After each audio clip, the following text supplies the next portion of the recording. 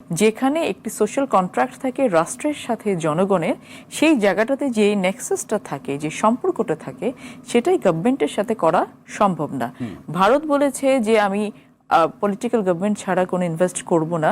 এটা যেমন শোনা গেছে, আমি ফরেন অ্যাফেয়ার্সে কাজ করি, আমরা বিভিন্ন ডিপ্লোম্যাটসদের সাথে যখন বসেছি বা তাদের যেসব অফিসারদের সাথে যখন বসি, আমরা কিন্তু এই তথ্য তাদের কাছ থেকে পাই, তারা একটা স্টেবল কন্ডিশনের জন্য ওয়েট করছে ফর দ্য ইনভেস্টমেন্ট। সো আপনাকে এই জিনিসটা স্টেবল কন্ডিশন মানে কি কোনো রাজনৈতিক দলের সাথে পূর্ব আলোচনা? না, সেটা কেন হবে? রাজনৈতিক দলের সাথে পূর্ব আলোচনা না, একটি রাজনৈতিক দলের সাথে না, একটি স্টেবল স্টেটের সাথে আরেকটি স্টেটের সম্পর্কটা কিভাবে তারা এগিয়ে নিয়ে যাবে, ইনভেস্টমেন্ট তারা একটা ইনভেস্ট করবে, সেটা কি করে সিকিউর থাকবে? কারণ তারা জানে যে এই গভর্নমেন্টের সাথে যে চুক্তিটা হবে, এই প্রত্যেকটা যে কোনো কিছু কিন্তু আপনার পার্লামেন্টকে রাটিফাই করে নিতে হবে। তো ভবিষ্যৎ গভর্নমেন্ট যদি না করে আমার ইনভেস্টমেন্টের কি হবে? It's a very natural thing, খুব ভেরি লজিক্যাল। তো এখানে কাউকে দোষ দিয়ে কোনো কিছু লাগলে কেন এই গভর্নমেন্টের আমার ইনভেস্টমেন্ট হচ্ছে না, এই গভর্নমেন্টকে সে কোশ্চেন করে কোনো লাভ নেই। এই গভর্নমেন্টের প্রতি আমাদের কিন্তু আন্তরিকভাবে কৃতজ্ঞ থাকা উচিত যে তারা ওই সময় যদি দেশে হালনা ধরতো, আমাদেরকে রাস্তায় গিয়ে কিন্তু চোর পাহাড় দিতে হতো। আবার একই জায়গাতে আমি শেষ করি, কিন্তু সেই জায়গাটাতে এটাও গভর্নমেন্টকে মনে রাখতে হবে যে বাংলাদেশের মানুষ যেই পরিমাণ আকাশ সমান একটা আশার জায়গা নিয়ে, প্রত্যাশার জায়গা নিয়ে সরকারের দিকে তাকিয়ে আছে, সেখানে তারা কতটুকু এই লিটমাস টেস্টে এগিয়ে যেতে পারছে, সেটাও কিন্তু গভর্নমেন্টকে চিন্তা করতে হবে। বিএনপি সরকারের দিকে তাকিয়ে কি দেখতে পায়? বিএনপি আপনাদের মধ্যে নেই যে ফারজানা শারমিন যে অবস্থায়, দেশের যে অবস্থায় ডক্টর মোহাম্মদ ইউনূসের নেতৃত্বে এই দায়িত্ব নিয়েছে, সেই জায়গা থেকে যে দেশ 6 মাস ধরে চলছে, এটা কি আপনাদের কোনো সফলতা মনে হয়? আমি সরকারের পক্ষে বিপক্ষে বলছি না, আমি বাস্তবতার আমি তো আপনাকে বললাম যে আমাদের কৃতজ্ঞ থাকা উচিত আন্তরিকভাবে, এবং তারা এই পর্যন্ত বাংলাদেশ কিন্তু সেরকম কোনো আর অরাজক পরিস্থিতির সৃষ্টি হয়নি, এবং উই অলওয়েজ অ্যাপ্রিশিয়েট, এবং আমরা গভর্নমেন্টকে শেষ পর্যন্ত হেল্প করার জন্য বসে আছি। কিন্তু গভর্নমেন্টকে সেটা মনে রাখতে হবে যে জনগণের জায়গা থেকে জনগণকে সন্তুষ্ট করার জন্য, জনগণের জন্য কিন্তু ভিজিবল কোনো চেঞ্জেস দিতে না পারলে গভর্নমেন্টের কিন্তু এই আস্থার জায়গাটা আস্তে আস্তে নিচে নেমে আসে। এটা দেশের জন্য ক্ষতিকর, আমাদের সকলের জন্য এটা ক্ষতিকর। আপনারা কিন্তু সেখানে আবার যদি কিন্তু বলছেন, যা বলছেন যে ধরনটা এরকম কোডান কোড যে সরকারকে ব্যর্থ হতে দেওয়া যাবে না যদি তারা নিজেরা ব্যর্থ না হয়, এই শব্দগুলো রাজনৈতিক মহলে আলোচনা আছে যে এই স্টেটমেন্ট কতটা রাজনৈতিক?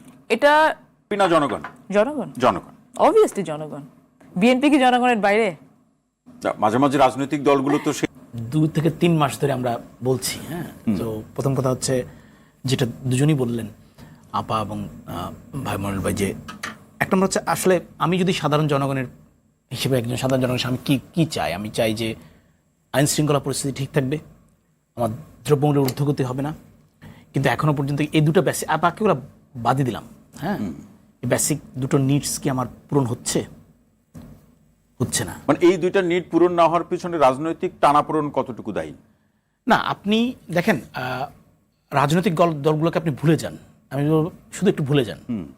কথা হচ্ছে ভুলে গেলাম, কিন্তু তাদের ম্যান তো বিভিন্ন সেক্টরে বসা আছে। আমার কথা হচ্ছে আপনি অনাবশ্যক ইস্যু ক্রিয়েট করছেন না তো? কেন আমি প্রশ্নটা করছি, আপনি হচ্ছেন ইন্টারিম গভর্নমেন্ট নামে,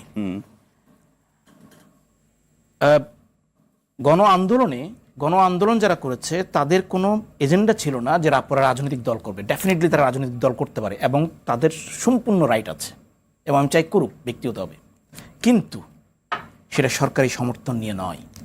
তাহলে এই সরকারকে সবচেয়ে বড় প্রশ্নের মুখোমুখি শিক্ষার্থীরা যা বলছে তা থেকে আপনি সন্তুষ্ট হতে পারছেন যে দল করার আগে তারা সরকারের থেকে পদত্যাগ করবে? না, তাহলে আপনাদের লিগেসি লয়ে যাচ্ছে। আপনি এখন সেট আপ করছেন, যাতে বলতেই পারি, এই অভিযোগটা করতেই পারি, যে কেউ করতে পারে, তাই না?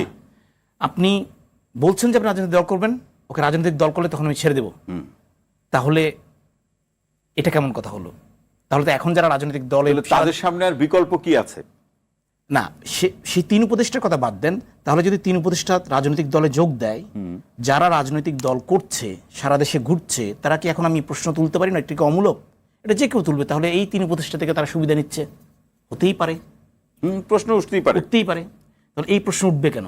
কারণ এদের, এই স্টুডেন্টদের সেই সক্ষমতা আছে খুবই ভালো একটা রাজনৈতিক দল করার। আমার প্রশ্ন হচ্ছে এখানে কেন এই প্রশ্নের মুখোমুখি নিজেদেরকে তুলে তারা দিচ্ছে? এরা অন্য যে কোনো রাজনৈতিক দলের চেয়ে স্ট্রং রাজনৈতিক দল হতে পারে, কোনো প্রশ্নের মুখোমুখি না। আবার একটা এই আলোচনা আছে, যেহেতু আপনি ঢাকা বিশ্ববিদ্যালয়ের সম্মানিত শিক্ষক, আমার প্রশ্নটা হচ্ছে যে বলা হচ্ছে কেউ অনেকেই বলছেন, বিএনপির কেউ কেউ বলছেন আকার ইঙ্গিতে বাংলাদেশের রাজনীতিতে এখন যে আলোচনাটা সবচেয়ে বেশি চলছে, বিএনপিও বলছে একটি রাজনৈতিক দল, জামাতও বলছে একটি রাজনৈতিক দল। তা কে কাকে বলছে সেটা তো আমরা বুঝতে পারছি, কিন্তু নাম স্পষ্ট করছে না। এখন প্রসঙ্গ হচ্ছে যে এই শিক্ষার্থীদের দুটি প্ল্যাটফর্মের সাথে যারা নেতৃবৃন্দ জড়িত আছে বা সমন্বয়কদের পিছনে যারা আছে, বলছে কেউ একজন কেউ না কেউ পৃষ্ঠপোষক হিসাবে আছে, তার সেটা আপনি বুঝতে পারেন যে কারা আছে, ঘাটতি আছে কোথায়? তো নিবন্ধন নাই, তো নিবন্ধন বাতিল না, সেটা পরে আবার বাতিল হয়েছে না। না, সেটা হচ্ছে তাকে রাজনৈতিক সন্ত্রাসী দল হিসেবে আন্তর্জাতিক হচ্ছে। যেটা নিবন্ধন সেটা 2013 সালে কোর্টে, 18 সালে কোর্ট দিয়েছে, যে কারণে 2018 সালে সে বিএনপির ধানের শীষের প্রতীকে নির্বাচন করেছে। এখনো পর্যন্ত আমার জানার মতে লাস্ট 10 ডিসেম্বর একটা হিয়ারিং ছিল, সেখানে কিছু হয়নি অ্যাপিলেট ডিভিশনে। যে আলোচনা হচ্ছে ডিসেম্বর করবে, ওনার তো এখনো আমার জানার মতে সম্ভবত 22টা মামলা এখনো আছে। এগুলো এত স্লো গতি কেন? সেখানে কি রাজনীতি আছে আমি জানি না, চেষ্টা করবো। সেখানে আমি যে জিনিসটা বলতে চাচ্ছি, বিএনপি ভার্সাস জামাত, এই দুই দলের ভিতরে সংকট, তারা সংকট সৃষ্টি করছে এবং সংকট বজায় রাখছে। এই কারণে আজকে আমাদের রাজনৈতিক প্রেক্ষাপটে মানে সংকট বজায় রাখছে কি, সংকটই সম্ভাবনা? সংকট সম্ভাবনা হলে তো দেশ ভালো পথে এগোতো, সেটাও সম্ভাবনা নেই। আজকে বিএনপির আজকের যে বর্তমান অবস্থাটা, বিএনপি একটি সংগঠিত দল, বৃহৎ রাজনৈতিক দল। আজকে বা 6 মাস বা 1 বছরের মধ্যে নির্বাচন হলে তাদের ধারণা যে তারা নির্বাচন জিতবে এবং তারা পাওয়ারে যাবে। কে কার কথা বলছে? বিএনপি। জামাতের ধারণা যে তাদের এখনো দলটি ওইভাবে জনগণের সাথে সম্পৃক্ততা নিয়ে একটা ক্ষমতায় যাওয়ার মতো পপুলার পার্টি হতে পারেনি, তারা সময় নিচ্ছে। এই 6 মাসে, এই স্বাধীনতার পর থেকে এই পর্যন্ত সময় জামাত আজকে স্বর্গে বাস করছে। জামাত যে সুযোগ সুবিধা ভোগ করছে, তারা যে হানিমুনে আছে এই তত্ত্বাবধায়ক সরকারের আমলে, এবং এই সময়ের মধ্যে তাহলে তো আপনি ঠিকই বলছেন, তারা কেন নির্বাচন যাবে? এবং তারা এ কারণেই, যদি এই সাধারণ নির্বাচনের কথা যেটা আমরা বলছি, মাননীয় প্রধান উপদেষ্টা যে ডিসেম্বরকে টাইমলাইন হিসেবে ঘোষণা করেছেন, যদি নির্বাচন না হয় এটা প্রধানতম কারণ হবে জামাতে ইসলাম, এবং তাদের অসহযোগিতার কারণেই নির্বাচন পিছিয়ে না। কিন্তু তাদের শব্দটা কিন্তু বলছে সংস্কার শেষে নির্বাচন। সংস্কার, এটাকে আপনি অসহযোগিতার কাতারে আমি বলে গেলাম, আজকে আমি প্রবাসে থাকি, জি, এই সম্পূর্ণ সংস্কার করে যদি নির্বাচন হয় আপনারা নির্বাচন করতে পারবেন না, লেখে নেন আপনারা, এটা আপনি নিশ্চিত? এটা নিশ্চিত। মানে কি আপনি জীবনটা কঠিন হয়ে যাবে। আমার এই প্রশ্নের সাথে আরেকটি প্রশ্ন, যে নতুন দল নিয়ে বিএনপির পক্ষ থেকে আমরা নানা মন্তব্য শুনছি, এই পর্যায়ে এসে শিক্ষার্থীদের পক্ষ থেকে যে নতুন দলের ঘোষণার কথা আমরা শুনছি, সেটা নিয়ে বিএনপির সর্বশেষ ভাবনা কি? প্রথম কথা হচ্ছে যে সংস্কার রিলেটেড যে মন্তব্যগুলো আসে, এই মন্তব্যগুলোর মধ্যে সব থেকে মানে খুবই ফালতু এবং ইম্যাচিওর মন্তব্য আমার মনে হয় যে সংস্কার শেষ না করে নির্বাচন করা যাবে না। সংস্কার এটা একটা চলমান প্রক্রিয়া। কোনো একটা গভর্নমেন্টের পক্ষে কিন্তু সম্ভব না যে কোনো কিছু শেষ করা, ঠিক আছে? সো 4 বছর 5 বছর একটা সরকার যখন থাকে ক্ষমতাতে, তখন কিন্তু সব শেষ করে যেতে পারে না। সো আপনি আজকে শুরু করেছেন কোন একটা সংস্কার, এটা শেষ কবে হবে কেউই জানে না।